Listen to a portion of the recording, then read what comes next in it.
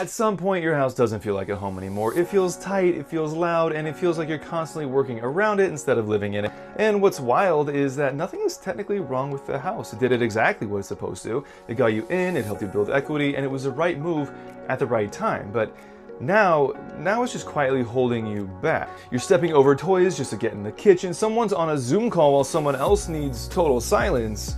And storage is a joke and privacy is like a distant memory, and every day feels controlled chaos. You've just accepted it as a new normal. And most families, they don't really wake up one day and just say, hey, let's upgrade our house. They wake up tired, they wake up frustrated, and they wake up thinking that this is just supposed to be how it is now. And that's where people get super stuck, because the idea of moving feels really overwhelming. Selling feels risky, buying feels competitive, and doing both at the same time feels like a total nightmare. So instead, families wait. They renovate a tiny bit at a time, they rearrange furniture again and again, and they tell themselves, let's just push it one more year.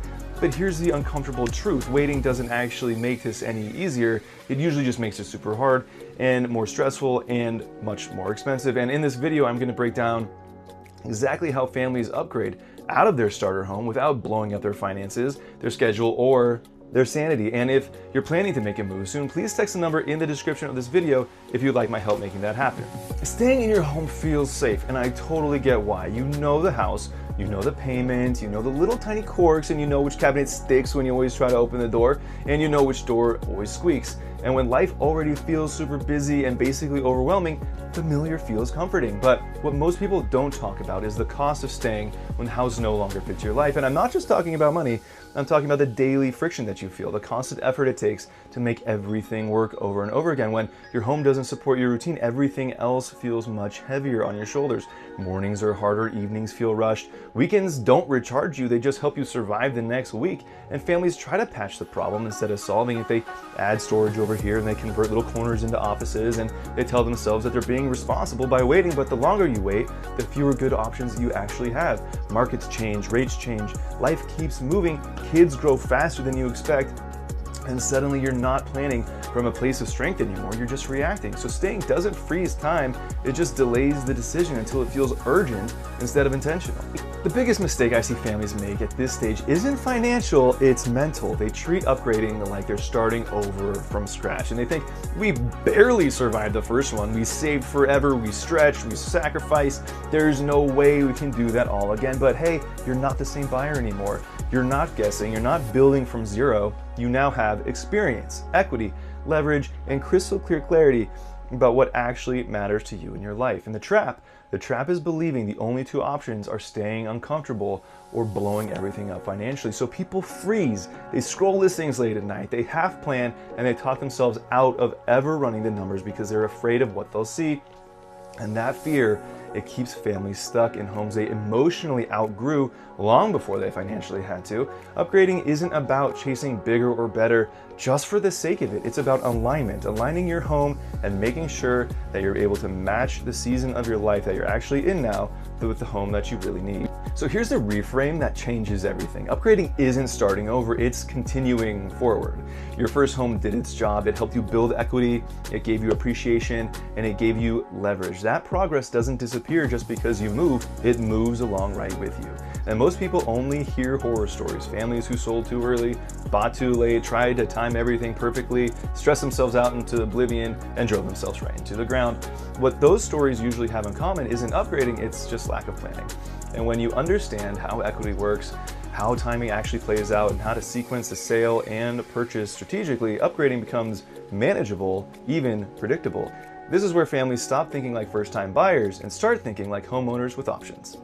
And this is where people get like totally paralyzed. They think, well, what if we sell and we can't find something? Or what if we find something and can't sell? And that fear makes perfect sense. You're protecting your family's stability after all. Nobody wants to feel rushed, homeless, or forced into a bad decision. So families wait for perfect timing. And I know you know, perfect timing doesn't exist. But what actually happens is people wait until pressure forces their hand. I've done it, I'm sure you've done it. A new baby, a job change, school schedules, a breaking point occurs where the house just isn't workable anymore. So selling and buying at the same time isn't risky when it's planned correctly, it's risky when it's guessed at. Most stress doesn't come from the move itself, it comes from uncertainty. A smart upgrade doesn't start with scrolling listings, it starts with clarity. Clarity on what you actually need right now, clarity on how much flexibility you have with timing, clarity on how much your current home fits into the bigger picture. Instead of asking, can we afford something bigger? The better question becomes, how do we move from here to here with the least disruption? That shift turns fear into strategy. When families have a plan, they stop feeling like they're gambling and they feel like they're making a calculated move forward. One of the coolest things is that most upgrades don't look dramatic, although they can, but they feel dramatic. Families who thought they were stuck then start to realize that they have options, and families who assumed that upgrading meant draining savings discover smarter paths forward. The one common thread is that once the plan is clear, the fear drops and is totally alleviated. They stop asking, what if everything goes wrong? And they start asking, what actually makes sense for us? How can we make it happen? Upgrading doesn't make life perfect. Hey, kids are still super loud, work is super busy, but when your home supports your routine instead of fighting it every day, everything becomes lighter. Upgrading isn't always the right move, and that's important to say. Some families should wait. Some value flexibility more right now. Some are approaching changes where moving too soon doesn't quite make the sense that it should right now. And the difference between the two is intention. When you understand your options, waiting feels calm instead of stressful, and when upgrading makes sense, it feels controlled instead of rushed. Clarity is what separates confidence from regret.